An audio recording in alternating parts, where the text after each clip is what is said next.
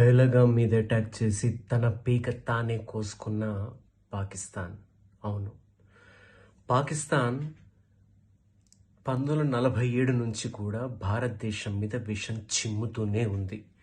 ఆ విషం చిమ్మే క్రమంలో మన నెహ్రూ గారు ముందుగా పాకిస్తాన్ని అక్కున చేర్చుకొని ఆ రాజకీయాలు చేసుకొని ఆయన చేసిన ఒక వెధవ పని వల్ల 2 దేశాలుగా విడిపోయింది భారతదేశం. ఆ విషాన్ని అలాగే పెంచుకుంటూ పోయిన పాకిస్తాన్ 370 ఆర్టికల్, నెహ్రూ సృష్టించిన 370 ఆర్టికల్ వల్ల ఆ దూరం పెరుగుతూ పోయింది.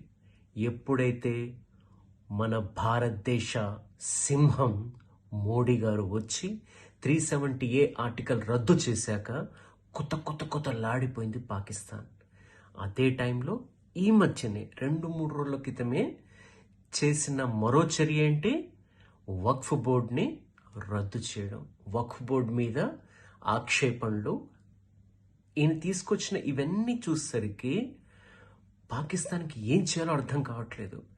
ఈ క్రమంలో ఉండి ఎప్పుడైతే అందరూ కూడా కాశ్మీర్ మనది, ఇప్పుడు భారతదేశంలో మనం కాశ్మీర్ భారతదేశం కలిసిపోయింది, కాశ్మీర్ అందరం కలిసి ఉండొచ్చు అనుకున్న క్రమంలో చేసిన ఒక పిరికి పంద చర్య పహల్గాం అటాక్.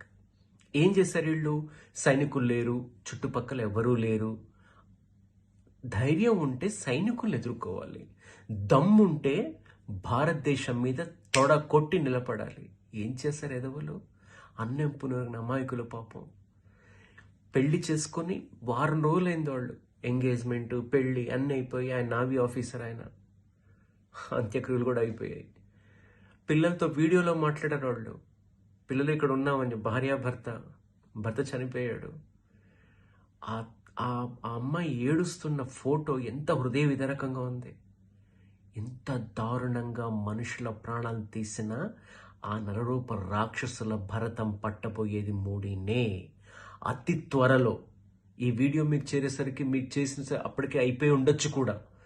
నెహ్రూ చేసిన పనికి ఇంకా అనుభవిస్తున్నాం. మోడీ వచ్చాడు, మోడీ చేయబోతున్నాడు. ఏం చేయబోతున్నది కూడా కల్లో కూడా ఎవరు ఊహించలేం. ఆ పాక్ నుంచి వచ్చే సింధు నదిని ఆపడం, అది ఓకే, అవన్నీ ఓకే. అవి కాకుండా ఈ సర్జికల్ స్ట్రైక్స్ కానీ, ఉరి అటాక్ కానీ, ఇవన్నిటికీ మించి ఉండబోతుంది.